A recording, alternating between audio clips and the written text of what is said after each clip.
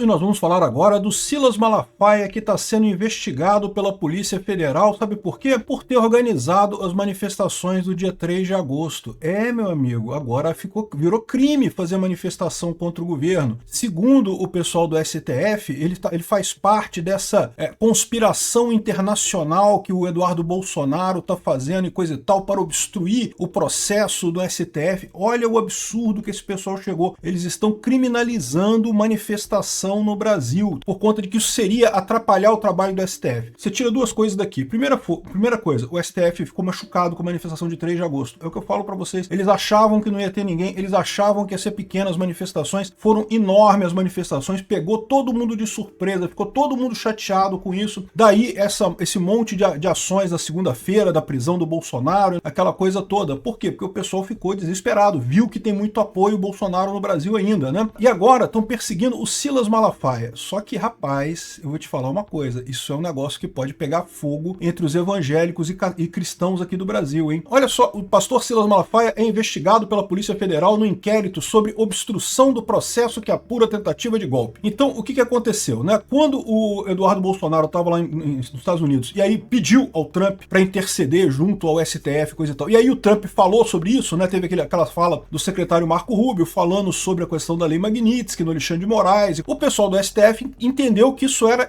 obstrução de processo. Como assim obstrução de processo? Que lógica tem isso? Mas aí o Alexandre de Moraes decidiu que não, que é proibido isso, que não pode fazer isso, não sei o que lá. Aí o que ele fez? Lá em maio ele criou esse processo em que os principais acusados são o Eduardo Bolsonaro e o Paulo Figueiredo, mas também incluiu o Bolsonaro, porque o Bolsonaro teria mandado dinheiro para o filho dele que estava no exterior, então ele entendeu que o Bolsonaro também fez parte dessa obstrução feita lá no negócio. Olha a coisa mais sem lógica do mundo. Então essa coisa toda é um absurdo. Inclusive, a prisão do Bolsonaro é por questão desse outro processo, não é nem do processo do entre aspas, golpe do Alexandre de Moraes. Mas agora a gente ficou sabendo, esse inquérito, como aliás vários inquéritos do Alexandre de Moraes, são sigilosos. E agora descobriu-se que o Silas Malafaia está sendo investigado pela Polícia Federal neste inquérito, junto com o Eduardo Bolsonaro. O que o Silas Malafaia fez? O Silas Malafaia não foi nos Estados Unidos, o Silas Malafaia não fez nada, não coisa. Aí o que o pessoal está dizendo aqui, ó, Silas Malafaia foi o organizador do ato de apoio a Jair Bolsonaro no dia 3 de agosto, evento que Bolsonaro apareceu num vídeo transmitido por redes sociais a terceiros que resultou na prisão domiciliar dele no dia 4 de agosto. Ou seja, organizou protesto, meu amigo. Agora você está fazendo parte da obstrução de processos no Brasil. O Silas Malafaia está sendo investigado por ter chamado esse protesto dia 3 de agosto. O pior é que o Malafaia está dizendo aqui,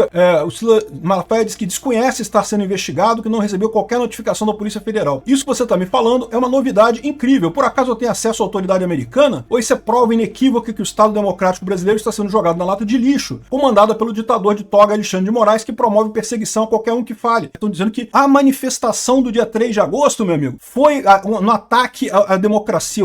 Viu? Manifestação virou ataque à democracia. Manifestação pacífica. Protestar no Brasil virou um ataque à democracia. Olha que absurdo, cara. A reportagem destaca que Malafaia foi organizador do ato de apoio a Jair Bolsonaro no dia 3 de agosto. O André Mendonça colocou aqui, ó. André Mendonça, que é evangélico também, ele fez um alerta a colegas do STF e do Hugo Mota após a inclusão do Malafaia no inquérito da PF. O ministro do STF, André Mendonça, saiu em defesa do pastor Silas Malafaia junto a colegas da corte e o presidente da Câmara dos Deputados. Após tomar conhecimento da inclusão de Malafaia no inquérito da PF, o Mendonça procurou colegas da corte, como o decano Gilmar Mendes. Segundo os relatos obtidos pela coluna, Mendonça teria alertado que a inclusão do pastor tem o potencial de fazer o clima esquentar mais no país. Eu não tenho dúvida nenhuma. Aqui, ó, Mendonça também teria pontuado que a ação pode colocar massa de evangélicos numa posição contrária à corte. Diga-se de passagem, via de regra já está, né? Mas pode levar esse pessoal a ficar revoltado contra a corte. O Malafaia diz que o Alexandre de Moraes é um ditador, eu não tenho medo dele, eu não tenho medo de ser preso, dessa covardia que já aconteceu em países como a Nicarágua, contra religiosos católicos, acontece na China e nas nações islâmicas radicais. O Brasil é um país com 90% de cristãos e 30% de evangélicos. Ele está mexendo em casa de marimbondo.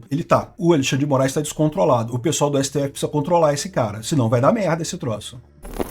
E nós vamos falar agora sobre o aviso do Eduardo Bolsonaro, que diz que bancos podem sofrer multa violenta por manter contas de Moraes. Segundo diz o Eduardo Bolsonaro, os bancos aqui no Brasil entenderam errado a aplicação da lei Magnitsky. Não pode manter nem contas em reais, ou os bancos brasileiros vão sofrer multas e perder acesso ao SWIFT. Então é bom os bancos brasileiros começarem a resolver esse problema muito rapidamente, porque não vai sobrar ninguém ninguém. Olha só a coluna do Estadão aqui. Eduardo Bolsonaro diz que bancos podem sofrer multa violenta por manter contas de Moraes. Mas até o próprio Faca fala aqui, ó, sobre essa declaração do Eduardo Bolsonaro aqui, que olha só, os bancos na verdade sabem disso, sabem muito bem o que significa uma sanção ao FAQ. Eu trabalhei por mais de 15 anos em bancos e tudo que vi foi banimento total da relação com qualquer cidadão com uma sanção ao FAQ. Nenhum banco vai querer uma multa bilionária e ficar fora do SWIFT, e alguns nem irão esperar a notificação. É que eles não declaram isso para não chamarem os holofotes para si, mas sabem que no limite não há escolha, é obedecer ou morrer. Os bancos brasileiros sabem que não tem alternativa com relação à lei Magnitsky. Eles estão nessa, que eles estão esperando o STF resolver o problema, acabar com o processo do Bolsonaro, acabar com a questão da censura nas redes sociais e dar um jeito de resolver isso daí, né? Mas se essa solução demorar muito tempo, os bancos não vão ter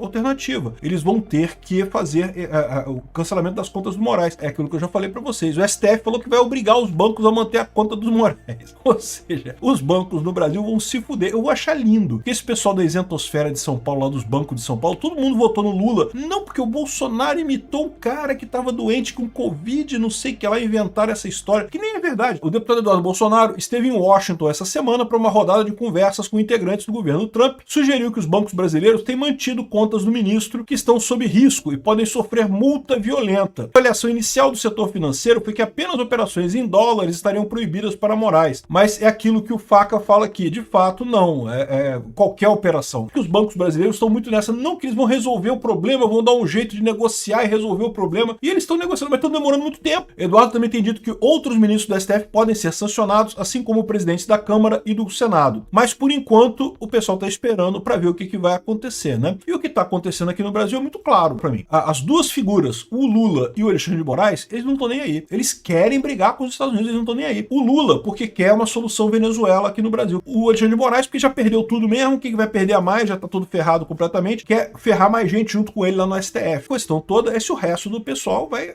criar uma espinha dorsal e resolver fazer frente a esse pessoal e acabar com essa coisa, né? O Hugo Mota e o Alcolumbre estão arriscados a sacrificar o futuro econômico deles por conta dessa lambança que o Lula está fazendo de querer brigar com Trump e coisa e tal. O Eduardo Bolsonaro alerta sobre mais sanções dos Estados Unidos contra o Brasil e possivelmente tarifas. Então, depois da reunião lá nos Estados Unidos também, ele teve uma reunião ontem lá na Casa Branca e ele está falando aqui, ó, os ministros do STF têm que entender que perderam o poder. Não existe cenário em que a Suprema Corte saia vitoriosa desse imbróglio todo. Eles estão tendo um conflito com uma potência nuclear, uma potência econômica do mundo. Eu quero que o pessoal de Brasília comece a ouvir menos o Lula e ouvir menos o Alexandre de Moraes e comece a prestar atenção nas coisas que estão acontecendo, de como é que vai terminar isso? Como é que vai acabar essa briga do Brasil com os Estados Unidos? Só tem duas opções. Ou o Brasil faz a coisa correta, porque é a coisa correta, não é se submeter aos Estados Unidos, é a coisa correta a se fazer, porque o processo de Bolsonaro é realmente absurdo. Ou isso é feito, ou então o Brasil vai brigar com os Estados Unidos, vamos para um caminho de Venezuela, a elite vai continuar sendo elite, vai continuar tendo dinheiro, mas o resto da população todo vai sofrer pra caramba com essa idiotice que Hugo Mota e Alcolumbre estão mantendo para obedecer o Lula. Sabe lá o que Lula tá oferecendo? Porque eu não consigo entender, cara. Tem que ter alguma coisa nessa história. O que o Lula tá oferecendo para o Alcolumbre e para o Hugo Mota para eles estarem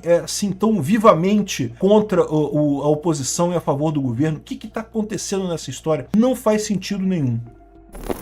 E nós vamos falar agora sobre o imóvel de 22 milhões de reais lá nos Estados Unidos que foi comprado pelo Barroso à vista, meu amigo. Dinheiro, uma notinha em cima da outra assim, cara. 22 milhões de reais, não é pouco dinheiro não, cara. É um imóvel bonito, cara, que foi comprado por ele aí e tá prestes a perder, né? Porque vocês sabem, mesmo que ele desista, que ele renuncie, né? Esse processo da Magnitsky pode continuar. Se isso não for efetivo, de acabar com esse processo e o Bolsonaro ficar livre para concorrer em 2026, o Barroso certamente vai sofrer as sanções da lei Magnitsky. É muito engraçada essa história. Tem gente falando que a situação é muito pior, né? E eu concordo, é muito pior. Esse pessoal ganha muito dinheiro no final das contas, né? Eles escondem patrimônio com muita facilidade. É uma dica para todos nós, porque eu vou falar para vocês. Tome essa dica para você também. Sabe como é que o Barroso fez? Ele criou uma offshore no Caribe para botar o patrimônio todo no nome dos filhos. Pô, melhor solução, cara. É isso aí. Excelente notícia. Valeu, Barroso, pela dica. Aí o que o pessoal tá falando? Olha essa coisa engraçada nessa história, né? Mas ele já era rico. O imóvel de 22 milhões milhões foi comprado à vista em 2013, antes dele virar ministro do STF. Tá vendo, seus otários? Estão acusando o Barroso de fazer coisa errada? Ele comprou antes. Ele era um advogado de sucesso e coisa e tal. Mas aí você pode fazer a seguinte pergunta. Ô, meu amigo, se você é um advogado de sucesso, ganha tanto dinheiro, tá tão bem na vida assim, o que te fez aceitar ser ministro do STF ganhando 40 mil por mês? É um bom salário aqui no Brasil? É um salário ótimo aqui no Brasil. Mas a verdade é a seguinte, não é um salário para você ficar milionário. Como é que esse pessoal fica milionário? Com empresas de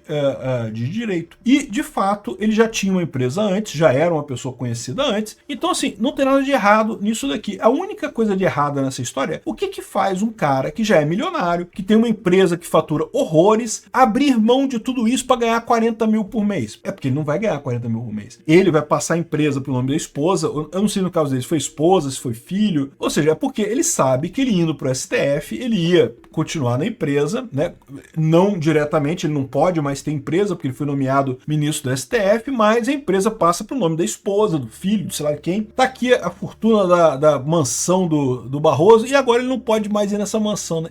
Caramba, e se vier a Magnitsky, meu amigo, ele perde, né? A Magnitsky imediatamente, imóvel ou qualquer bem nos Estados Unidos é imediatamente tomado pelo governo americano, né? Aí, ainda teve mais esse além aqui, ó. O Renato Breira, CFP aqui, mandou essa aqui, ó. Estão impressionados que ministro tem apartamento de 22 milhões em Miami. Imagina descobrir que tem ministro com mais de bilhão em terra, cavalo e gado, no nome da sobrinha.